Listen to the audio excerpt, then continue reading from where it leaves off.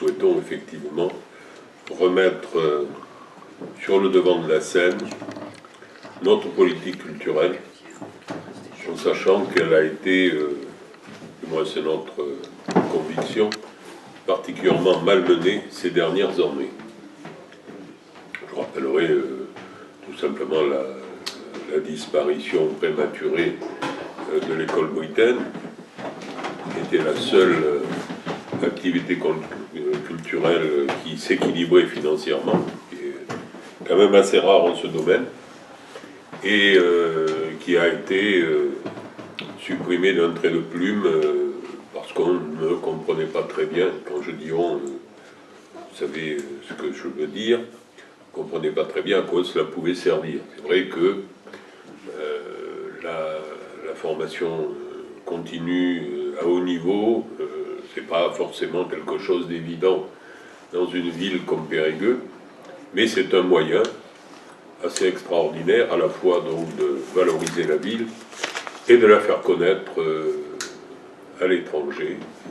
Je rappelle que c'était aussi ce qui permettait à des Japonais de savoir où se trouvait Périgueux, et qui connaissaient Périgueux alors que ce n'était pas évident pour des gens qui habitent de l'autre côté de notre univers. Nous considérons effectivement que la culture est aussi un moyen de valoriser l'attractivité de la ville et donc de faire en sorte que les gens puissent revenir à Périgueux, venir et revenir à Périgueux, et que c'est un des moyens privilégiés que nous avons choisi dans notre projet pour effectivement répondre à nos engagements. Voilà, je vais laisser donc Elisabeth continuer, puisque dans le cadre de notre réflexion et de notre action, c'est elle qui aura en charge le développement culturel de la ville de Périgueux. Je ne sais pas si tout le monde me connaît bien. Je suis documentaliste de formation, je suis à la retraite maintenant depuis 1 an et demi. Et pendant les 10 dernières années de mon activité, je me suis occupée de la culture à l'inspection académique de la Dordogne. Donc ça veut dire que concrètement, je connais bien le microcosme culturel périgourdin et même départemental, mais enfin périgourdin, les structures, les gens, voilà, ce qui s'y passe. Et j'ai pu aider de cette façon Jean-Paul. Alors voilà à quoi on a pensé ensemble. D'abord, toutes les structures culturelles municipales, on en a fait le tour, et ça c'est peut-être pas la peine de le dire dans vos journaux parce qu'on ne va pas rapporter tout, mais on en a fait le tour, on a rencontré les responsables, et il y a une constante, c'est qu'elles se sont senties un peu délaissées pendant cette mandature. Délaissées, même d'ailleurs presque maltraitées au départ, avec une direction de la culture qui a été très offensive, et ensuite plutôt délaissée. Donc, il nous semble qu'il faut, dans un premier temps, les conforter, les structures municipales, les aider et voir ce qui serait le mieux pour chacune. L'Odyssée, pour parler d'elle, parce que c'est quand même la plus importante, la plus grosse, l'Odyssée fonctionne bien, ça peut toujours aller mieux, et elle peut toujours être mieux soutenue financièrement, mais elle fonctionne très bien. Simplement, l'Institut national du mime, qui est son gros projet, il faut l'accompagner davantage. Dans un premier temps, on numérise tout le fonds documentaire. C'est très important, ça peut, les gens qui ne sont pas trop au courant de ça, ça peut leur paraître un peu anecdotique. C'est très important, et ce fonds qui recouvre tout Mimos, toutes les années Mimos, va intéresser toutes les compagnies du monde entier. Il y a déjà des demandes dans ce sens. Donc ça, c'est une très grosse chose, la numérisation. Mais après, il faut aller plus loin, il faut pouvoir recevoir toute l'année des compagnies en résidence, des compagnies de mime. Et ça, c'est pas possible dans l'état actuel du palace. On n'a pas d'accueil possible, confortable et fonctionnel pour ça. Donc, si on veut aider l'Odyssée, il faut penser au palace. Le palace, le restaurer, c'est très grand le palace, il y a énormément de Ensuite, le sans réserve, qui est une salle qui a tous les suffrages des jeunes. C'est d'ailleurs une des seules structures qui faut aussi priser de nos jeunes. Le sans réserve aussi, il faut l'aider. Alors là, de plusieurs façons. Techniquement, ils sont trop à l'étroit maintenant. Et on avait prévu, nous, Jean-Paul pourrait mieux le dire que moi, mais il était prévu de faire des locaux, de bureaux à l'étage. Ça n'a pas été fait. Oui, pour compléter l'aménagement, leur construire des bureaux à l'étage du bâtiment, de façon à pouvoir leur permettre sur place de gérer administrativement toute leur activité. Actuellement, ils sont partagés entre la filature et le sans réserve et leur lieu de scène. Et c'est pas effectivement très pratique. Donc l'idée, c'était une deuxième tranche qui était prévue, qui constituait à aménager l'étage des bureaux pour la partie administrative. Et d'autre part, toujours le sans réserve, il semblerait bien d'accompagner un projet de festival des musiques actuelles, avec le sans réserve et l'IMR, évidemment. L'IMR étant l'Institut des musiques rock, qui est lui situé à la filature depuis déjà l'ouverture de celle-ci. Donc ce festival serait évidemment à leur initiative et la mairie devrait accompagner au maximum. Voilà. Ensuite, si on parle de Vézuna, Vézuna qui est encensé et qui est effectivement une structure de très très grande qualité, un musée magnifique, mais qui n'a pas tout l'aura international qu'il devrait avoir, ni même national d'ailleurs. Et donc Vézuna, là il faut, je crois, une communication adaptée, qu'il n'y a pas à l'heure actuelle. Et puis, il proposait aussi des animations et des reconstitutions historiques, comme il y a eu à une époque avec Christian Chevillot.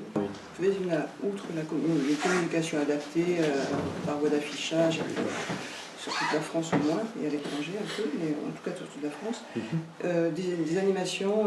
À une époque, il y a eu des week-ends gaulois. Alors, le Vézuna faisait partie, autrefois, nous avions demandé au département, ou du moins aux structures d'animation touristique du département, de faire en sorte que Vézuna soit intégré dans la publicité nationale ou internationale qui était faite par le département. Sauf qu'à l'époque, Vézuna était couplé avec les châteaux de Bourdeil et de Puy-Guillem. Bon, c'est pas, je veux dire, les gens qui vont visiter le château ne vont pas obligatoirement visiter un musée qui a une vocation gallo-romaine. Donc, ça nous paraissait moins normal, cette jonction. Et c'est pour cela que nous avions repris, en régie municipale en quelque sorte, l'organisation de la communication pour faire en sorte que Vézuna soit mieux connu sur le plan national. Sauf que, évidemment, c'est au moment où la ville a été reprise par l'équipe de Michel Morand, et que malheureusement ça n'a pas évolué, c'est-à-dire que c'est resté en l'état. Alors il y a effectivement une fréquentation qui n'est pas négligeable, mais qui mériterait d'être amplifiée et d'être développée sur le plan national et sur le plan international. Et de plus, il faudrait organiser autour du musée des compléments. C'est pour ça qu'on a une vue sur les bâtiments de l'État qui sont juste en face, de l'autre côté de la voie ferrée, qui pourrait un jour donc être disponible, puisqu'il est fortement question de délocaliser les bureaux et les spécialistes qui sont à l'intérieur, et donc qui permettrait là encore de compléter l'offre muséale et permettrait d'avoir des salles d'exposition, voire une cafétéria, comme ça se fait aujourd'hui dans les grands musées, et qui permet effectivement d'accueillir des groupes dans de meilleures conditions, et donc d'avoir une communication nationale beaucoup plus efficace et beaucoup plus pratique à organiser. Donc voilà un petit peu quel est sur le plan des aménagements et des modifications qui sont envisagées au musée Visunia. Même si là aujourd'hui, s'il reçoit pas mal de public, c'est insuffisant et mériterait effectivement de doubler ou de tripler ses effectifs de fréquentation. Pour le MAP, c'est un petit peu pareil. C'est-à-dire que c'est un musée qui a une qualité exceptionnelle, le MAP, par sa variété, par oui, sa richesse. Sauf qu'il est austère quand même de l'extérieur, il donne pas très envie de rentrer pour les gens qui ne sont pas très musées. Et il aurait bien besoin d'un toilettage extérieur et d'aménagement intérieur. Et là aussi, on avait pensé à une cafétéria. Il y a un cloître qui est magnifique et immense, qui gagnerait peut-être à être, si c'était possible, couvert comme le cloître de B2B. Et ça éviterait la dégradation, la conservatrice se plaint de la dégradation, évidemment, des collections sous le cloître. Voilà, et ça permettrait de l'utiliser, ce cloître, de la bonne façon. Et puis, il faudrait aussi une boutique des musées digne de ce nom. Pour l'instant, ils sont bridés par le manque de place. Donc tout ça demanderait à être fait. Voilà. Et puis, sans parler des audioguides. Ils n'ont pas d'audioguide, et ça, il en faut. La bibliothèque municipale, là aussi, c'est une structure de grande qualité qui fonctionne, sauf qu'elle souffre de ce dont souffrent toutes les bibliothèques actuellement, une décrue du nombre de lecteurs, mais par contre, une diversification des demandes. C'est-à-dire que même s'il y a un peu moins de livres prêtés, il y a beaucoup plus de films et de vidéos. Et là, il manque de place, parce qu'ils sont équipés pour présenter des livres, mais ils ont très peu de place pour présenter tout le reste. Et puis, ils veulent aussi faire de la formation. Donc, ils ont des pistes d'action qui leur demandent de s'élargir. Et par contre, eux, il y a de l'espace qui peut être trouvé. Voilà, l'espace extérieur à toute proximité qui permet d'augmenter la capacité de la bibliothèque sans faire des frais considérables, parce que ce sont presque des aménagements de seconde œuvre qui méritent d'être réalisés pour leur donner un peu plus d'air intérieur, d'aménagement intérieur, notamment dans les domaines que l'on vient d'évoquer, c'est-à-dire dans tout ce qui est médiathèque, et qui permettrait là encore de diversifier, continuer la diversification des propositions qui sont faites à leur lecteur.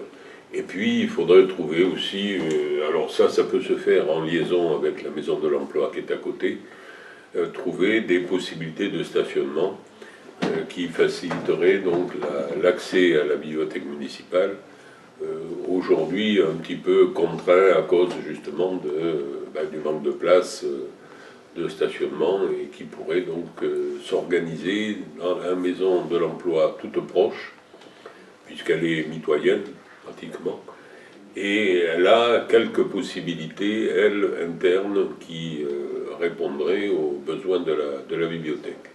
C'est vrai que c'est difficile d'y stationner. Ouais.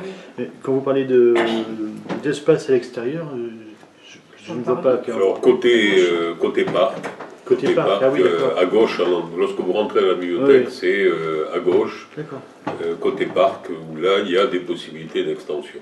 D'accord.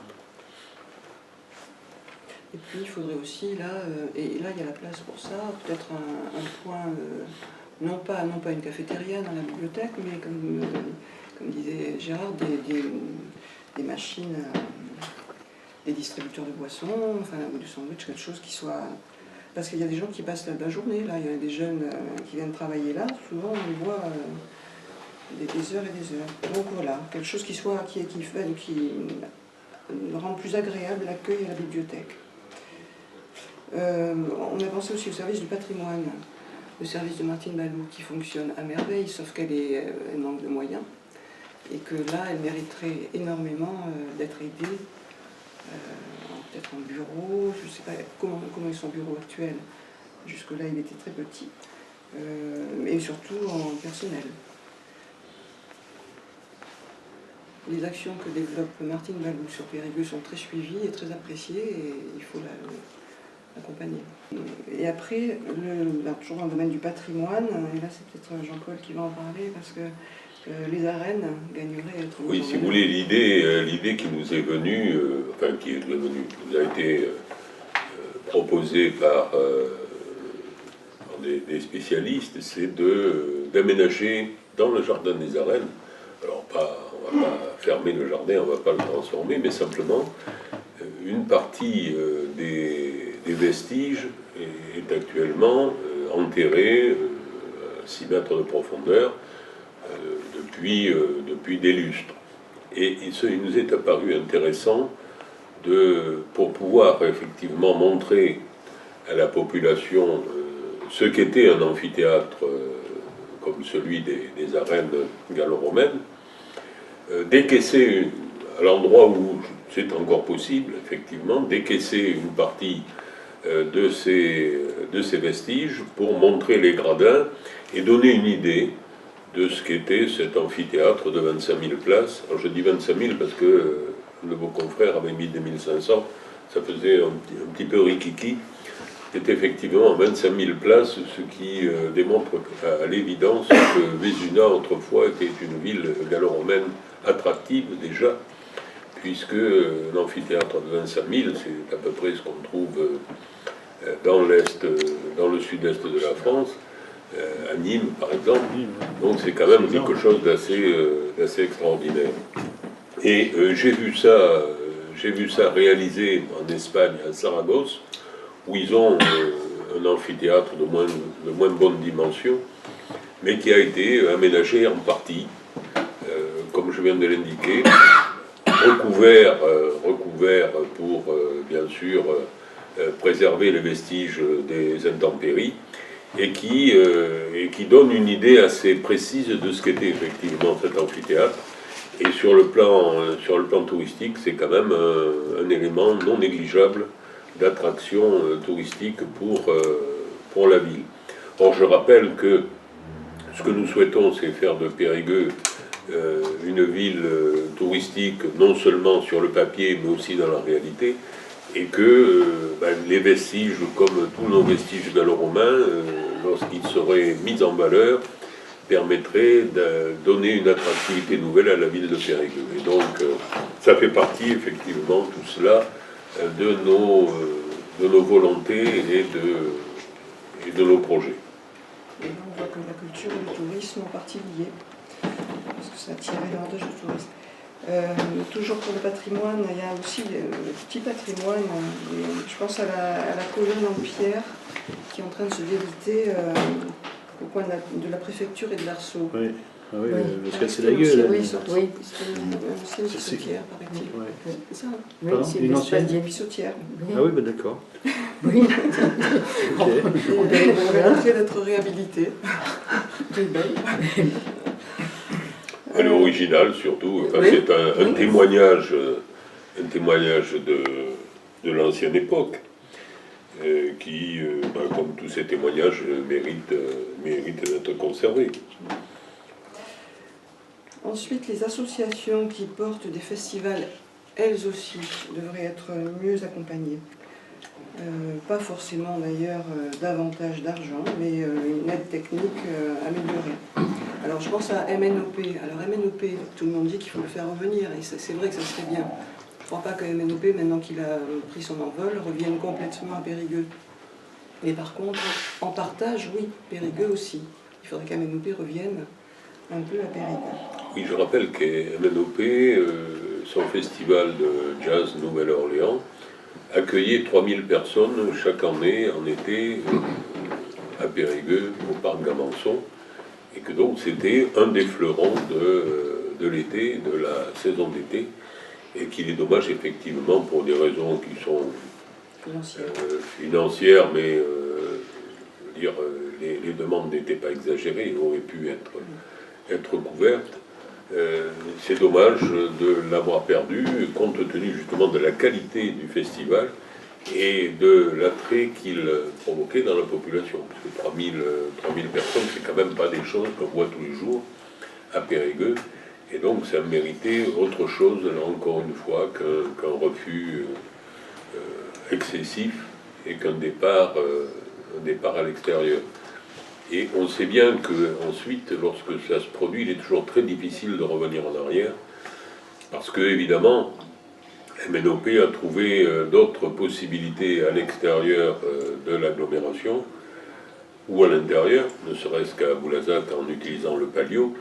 Et évidemment, il est difficile ensuite de rivaliser avec ces possibilités. Donc, en extérieur, en saison, ça peut effectivement être quelque chose de tout à fait intéressant. Surtout au parc Gamançon, où nous souhaitons accessoirement remettre un petit peu en valeur, mettre un peu en valeur ce théâtre de nature, faire en sorte qu'on puisse de façon un peu plus précise et un peu plus facile organiser des gradins pour accueillir donc les spectateurs, un peu mieux que ce n'est actuellement. Et c'est une manifestation qui mériterait de revenir donc à Périgueux l'été, ou du moins une saison où en extérieur on pourrait accueillir ces personnes l'été qui venaient un peu de partout dans le département et qui attiraient effectivement une population touristique également. Le festival Expoésie qu'on a connu là récemment est accompagné, lui, il faut le continuer. Ciné Espagnol, qui est un tout petit festival qui en est à sa 5e édition et qui va démarrer le 31 mars, lui mériterait d'être un peu mieux accompagné techniquement. Ciné Espagnol ne demande pas d'argent, c'est un festival gratuit, il y a quelques subventions qui le lui permettent, mais il demande à être accompagné techniquement et ce n'est pas le cas. Et sur la communication non plus, puisque j'ai vu qu'il ne figurait même pas sur l'agenda de Périgueux cette année. Ensuite, alors si on parle du musée militaire, ça aussi c'est peut-être toi Jean-Paul, le musée militaire pour lequel il faut effectivement... Alors le musée militaire a un gros avantage, c'est-à-dire que c'est la seule structure de ce type pratiquement en Aquitaine, et donc avec des collections assez extraordinaires, mais malheureusement difficiles à mettre en valeur compte tenu de l'état des bâtiments. À la fois, alors, on ne parle pas de l'état physique des bâtiments, il y a eu un certain nombre d'améliorations qui ont été faites grâce aux concours financiers, soit des collectivités locales, soit de l'État. Mais bon, en tout état de cause, les locaux ne se prêtent pas à une exposition dans de bonnes conditions, et l'idéal serait de trouver d'autres locaux. Et plutôt que de vendre la totalité du patrimoine comme c'est en cours aujourd'hui, il conviendrait de se poser la question de réserver le patrimoine municipal lorsque c'est possible pour transférer ce musée qui est aujourd'hui dans des locaux où même avec la volonté de bien faire, on n'arrivera jamais à faire une présentation convenable et donc une véritable présentation muséale. Or, l'important serait pour ce musée d'avoir la reconnaissance de musée de France, et pour cela, il faut effectivement produire un certain nombre de capacités qu'ils n'ont pas et qu'ils auront des difficultés à avoir dans les locaux actuels. Donc il est impératif là de trouver de nouveaux locaux pour installer ce musée. C'est de l'ordre de 700 mètres carrés, hein, il faudrait trouver ça sur la ville. Et donc, bon, il y a une réflexion qui doit être menée pour ce faire et qui ne l'a pas été, malheureusement, avant de décider la vente des bijoux de famille, c'est-à-dire du patrimoine municipal. Pour ce qui est des associations également, il y a le Paradis qui est un petit bijou dans Périgueux et qu'il faut continuer à aider, à conforter. Cinéma qui a... Roger Roche avait l'intention et l'envie et le désir de créer une maison d'éducation à l'image pour les jeunes, ce qui est un beau projet. Il faut voir s'il est possible de l'accompagner en lien avec l'éducation nationale. Et ensuite, bien sûr, on ne peut pas faire autrement qu'évoquer le salon du livre gourmand. Et là, évidemment, c'est-à-dire, il a perdu son i, notamment. Oui, le Salon international du livre roman n'est plus international, il est devenu régional. Alors c'est une volonté, ça avait été clairement affirmé dès le premier salon de l'équipe Michel Morand. Le délégué à la culture avait clairement indiqué qu'il fallait sortir de ce festival bling bling, c'est le terme qu'il avait employé, c'est pas moi qui l'ai inventé, et qu'il fallait lui donner un caractère régional parce qu'on n'avait pas, selon lui, les moyens d'entretenir une structure d'intérêt international ou même national. Or malheureusement, si l'on veut toujours dans cette volonté de par le biais de la culture et par le biais des animations, faire que Périgueux sorte un petit peu du lot des villes moyennes, ben, il faut y mettre le paquet, comme on dit, et donc il faut que ce festival conserve son caractère, bien sûr, professionnel, c'est-à-dire accueillir des éditeurs, des auteurs de livres en relation avec la gastronomie. C'est à la fois donc un festival du livre, mais un festival du livre dans une spécialisation, parce que les festivals du livre, il y en a partout. Les festivals purement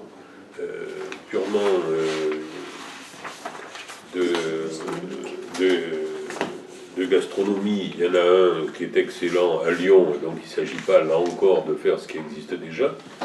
C'était donc le choix qui avait été fait, était de créer un créneau nouveau, original, qui était celui du livre gourmand. Donc c'est là-dessus qu'il faut porter effectivement les efforts, puisque ça nous donnait une avance un petit peu sur les autres festivals, et ça nous permettait donc d'avoir une originalité, comme nous l'avons déjà pour le festival du Mime en été.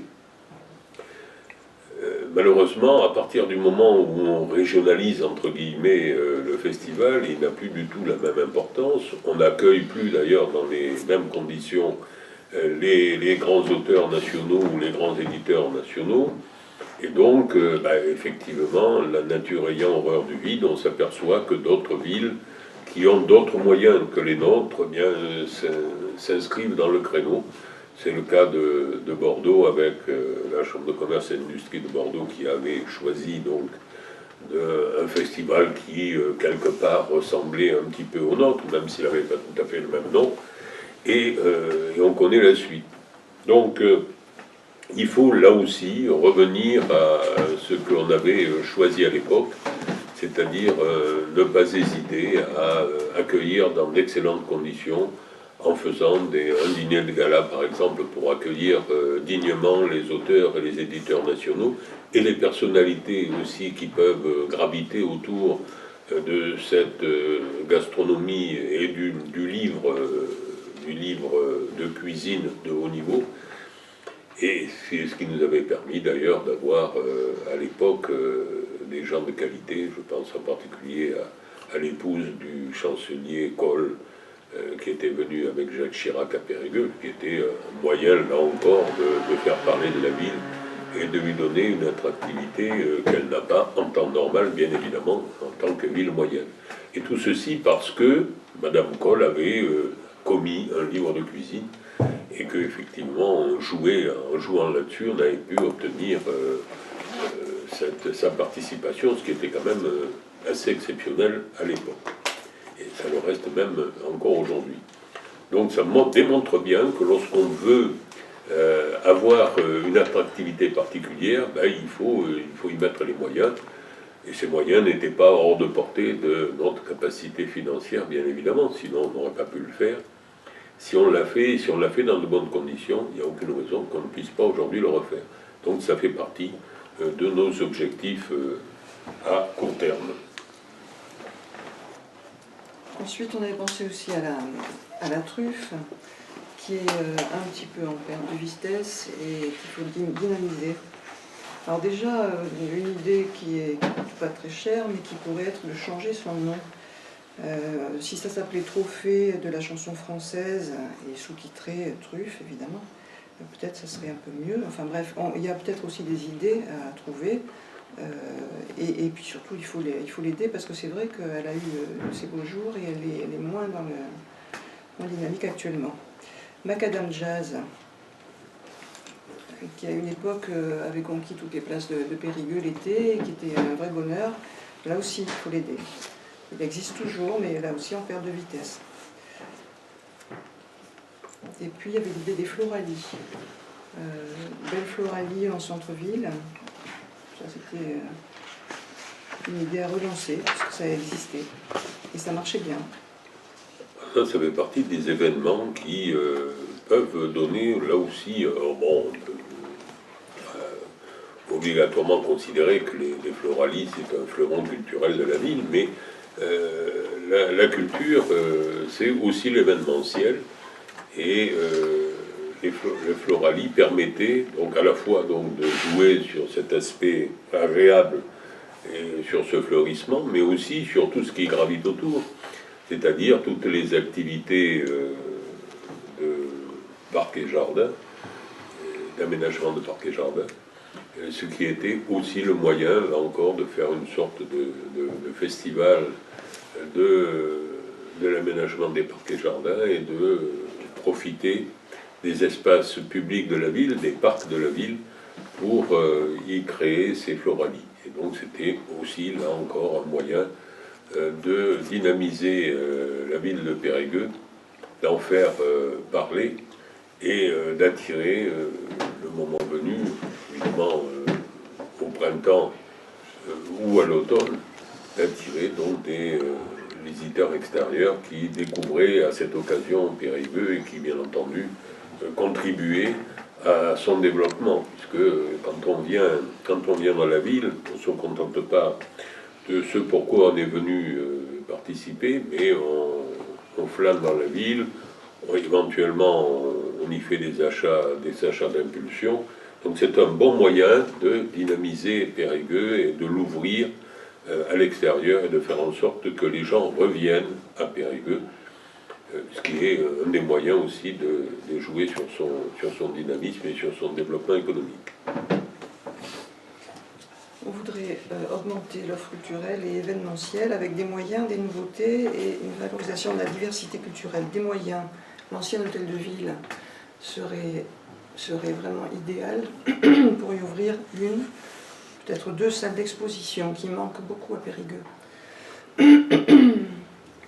Voilà, c'est très réclamé ça, et il y a cet espace en plein centre. Voilà, ce serait peut-être une bonne façon de faire ça.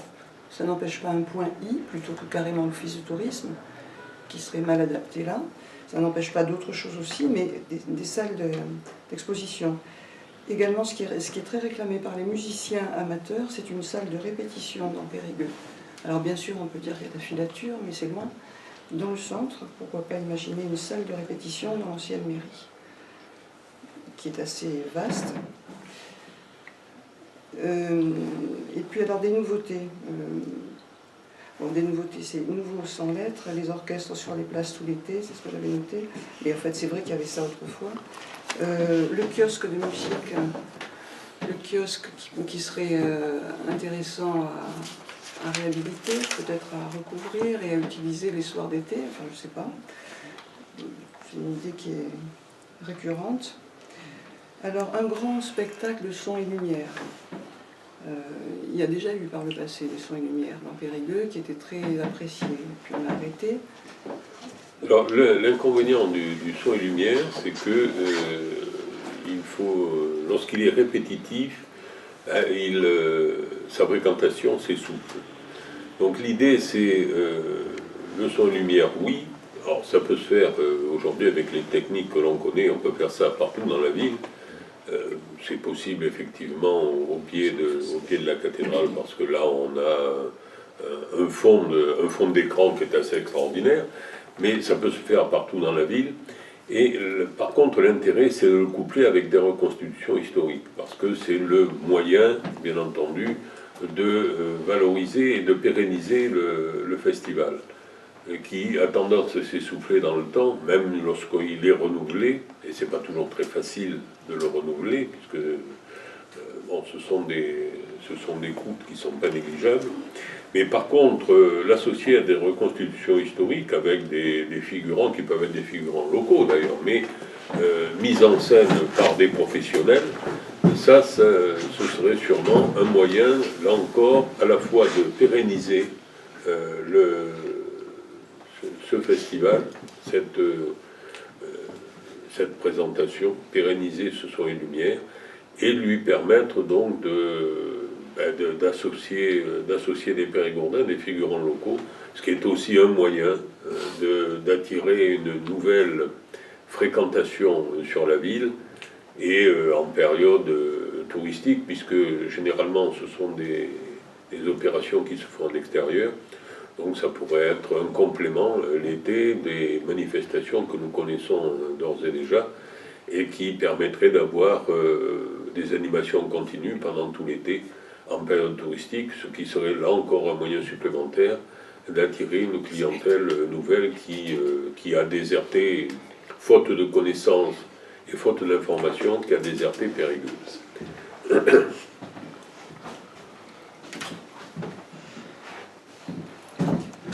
À Rodez, il y a un son et lumière assez extraordinaire sur l'histoire de Guillaume de Rodez, et ça se passe sur la cathédrale. Et c'est couplé avec toutes sortes d'animations dans la ville, genre marché médiéval avec de la femme par terre, des produits médiévaux. C'est assez extraordinaire. Il peut y avoir aussi un moment fort comme ça avec le son et lumière. Un week-end des arts en folie. Alors un week-end des arts en folie, c'est une autre idée qui consiste à laisser la ville libre pour les artistes tout un week-end, musiciens, plasticiens, et ça pourrait être extrêmement agréable pour tout le monde. Voilà.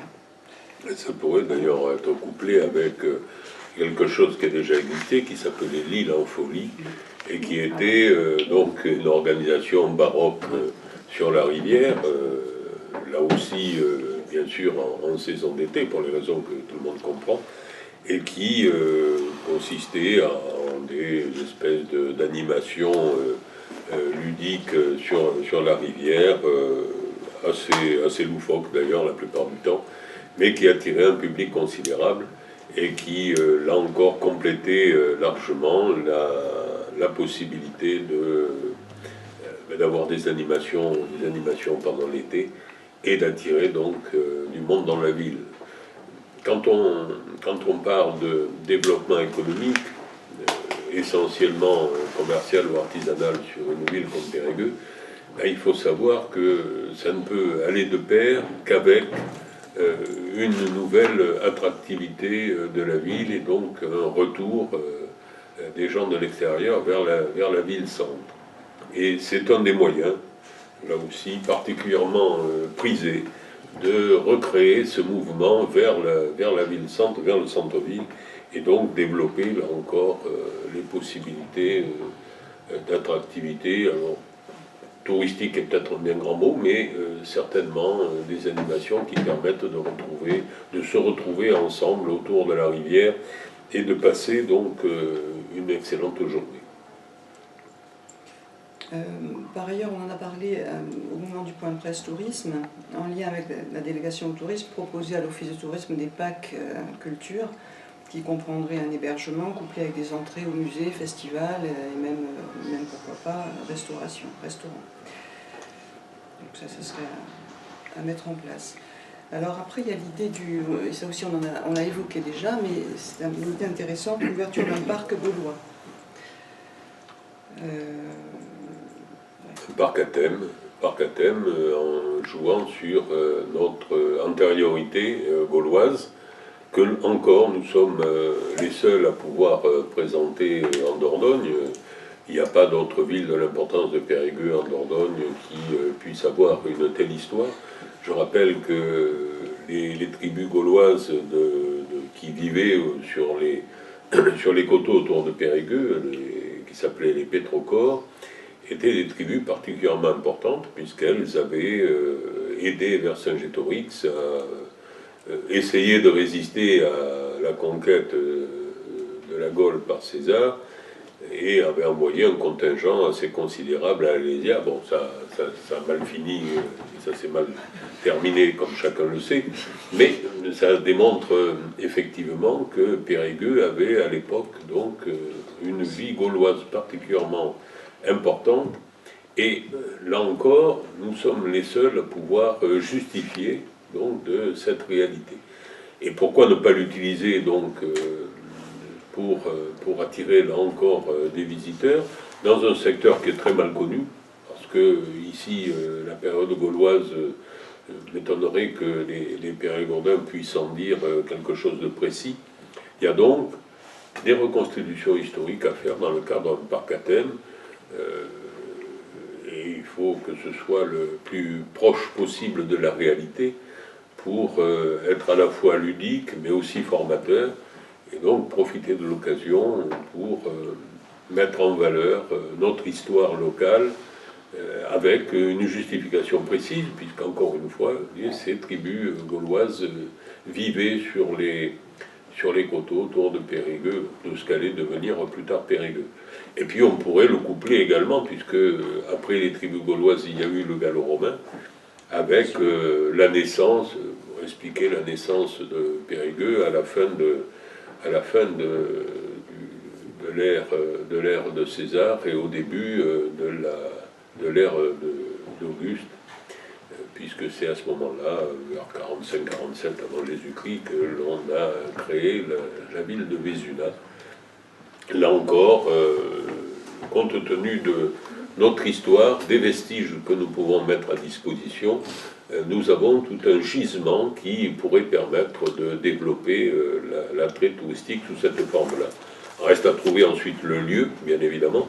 Alors tout dépend de l'organisation. Moi, je ne suis pas spécialisé dans les parcs à thème, donc il faut savoir si c'est un parc fermé, couvert, ou si c'est un parc plein air, et selon les cas, bien évidemment, les emplacements sont différents. Mais en tout état de cause, il me semble qu'on peut trouver sur l'agglomération, voire même sur Périgueux-Ville, trouver des espaces qui permettraient, là encore, de créer cette nouvelle attraction. Et je crois que, là encore, ça permettrait aussi de donner à Périgueux un caractère qu'elle n'a pas, d'attractivité nouvelle, et là encore, permettrait à la ville de, comme c'est le cas dans le Lot-et-Garonne, d'avoir des attractions qui dépassent, dont la notoriété dépasse largement le cadre départemental. Je rappelle, on n'en a pas dit un mot, mais que nous avons aussi toujours dans ce cadre des monuments la porte de Mars. Alors la porte de Mars, il est difficile de la mettre totalement en valeur, parce que ça voudrait dire qu'il faudrait démolir la maison qui est autour. Mais on peut par contre, sur l'arrière ou sur l'avant, sur l'arrière de la maison, on peut faire un aménagement qui permettrait de découvrir cette porte de Mars qui est enterrée, bien sûr, en partie, et qui a l'avantage d'être quelque chose d'assez original et dans un état de conservation qui est assez remarquable aussi, et qui permettrait aussi de savoir et de montrer de façon précise ce qu'étaient les portes des fortifications de la ville du pré-Moyen-Âge. Pardon ? Il faudrait l'acheter quand même. Non, parce que le propriétaire a toujours été d'accord pour que la ville fasse des aménagements permettant de la montrer, de la montrer et d'organiser des visites. Alors après, effectivement, si on veut la dégager entièrement, il faut acheter la maison et la démolir. Donc ça, c'est un peu plus compliqué. Mais déjà, on pourrait montrer en façade, sur sa façade avant ou arrière, ça dépend de quel côté on se place, on pourrait montrer ce que représentait cette porte de Mars, et donc offrir encore à nos visiteurs, à ceux qui s'intéressent au patrimoine, qui s'intéressent à l'histoire, montrer une partie non négligeable des fortifications, puisque c'était, sinon la principale, du moins une des principales portes des fortifications. Je sais qu'il y a il y a un début de négociation. Oui, oui, tout à fait. Mais bon, il faut une volonté forte, là. La diversité culturelle, on a pensé à la culture occitane qui est quand même très très importante pour nous, et dans chaque structure culturelle, il faut y faire une bonne place. Alors c'est le cas déjà à la bibliothèque municipale, où il y a un fonds occitan qui est en train d'être numérisé, et qui donc pourra être en partage avec toutes les autres bibliothèques. Mais il faut que ce soit le cas dans les autres structures, qui est vraiment une place dédiée à la culture occitane, qui est quand même notre passé. Et puis la Calandreta, il faut la soutenir mieux. Il faut également lancer, ça pourrait aider à ça aussi, lancer une manifestation occitane d'envergure, mais ça peut être sous les formes variées, comme un rallye, un concours ou un week-end dédié. Voilà, tout ça est à mettre sur le tapis, mais c'est certainement une nécessité que de prendre en compte notre passé. En fait, que la Calandreta, c'est-à-dire l'école primaire occitane qui est dans le secteur donc du canal, est actuellement dans des locaux entre guillemets provisoires qui appartiennent à l'État. Et il avait été question, je m'en étais occupé à l'époque, il avait été question effectivement de les reloger et de mettre à disposition des terrains qui sont à proximité et qui appartenaient à l'office d'HLM de la ville de Périgueux, de façon à leur permettre de conforter leur installation dans de meilleures conditions d'accueil, pour que cette école occitane soit vraiment comparable à toutes les autres, c'est-à-dire puisse offrir, en dehors de l'enseignement, des locaux particulièrement adaptés. Donc là encore, c'est quelque chose qui a été laissé de côté et qui mériterait une attention particulière, avec bien sûr des frais. Toute construction suppose des investissements. Mais ce sont des investissements qui sont intéressants, là encore, dans une région qui est une région occitane depuis des lustres, et qui mériterait là encore d'être développée. Donc pourquoi ne pas aider à la reconstruction de cette école dans le secteur qu'elle a choisi et qui, je crois, donne d'excellents résultats sur le plan pédagogique et sur le plan de ses résultats. Les jumelages, on a ce jumelage prestigieux et ancien avec Ambert. Voilà, je crois qu'il faudrait peut-être lui redonner du sens. Il est un petit peu perdu. Jean-Paul, si tu peux en dire un mot. Oui, ils sont demandeurs d'ailleurs. Hein. Aujourd'hui, on continue à avoir des échanges, soit des échanges scolaires avec des lycées de cette ville du Haut-Palatinat, mais il faudra aller plus loin. Il faudra aller plus loin et faire en sorte qu'il y ait une meilleure coopération entre la ville, que le jumelage soit pris en charge par la ville et considéré comme une action phare de la ville. Or, au-delà de ces échanges scolaires et de quelques échanges qui se comptent sur les doigts de la main entre des représentants des jeunes de la ville d'Amberg qui viennent travailler l'été sur Périgueux et vice-versa, il y a, semble-t-il, une sorte de laisser de côté de ce jumelage qui mériterait certainement d'être beaucoup plus vivant. Il y a une association, il y a deux associations, une du côté d'Amberg et une du côté de Périgueux, les amis d'Amberg à Périgueux et les amis de Périgueux de l'autre côté.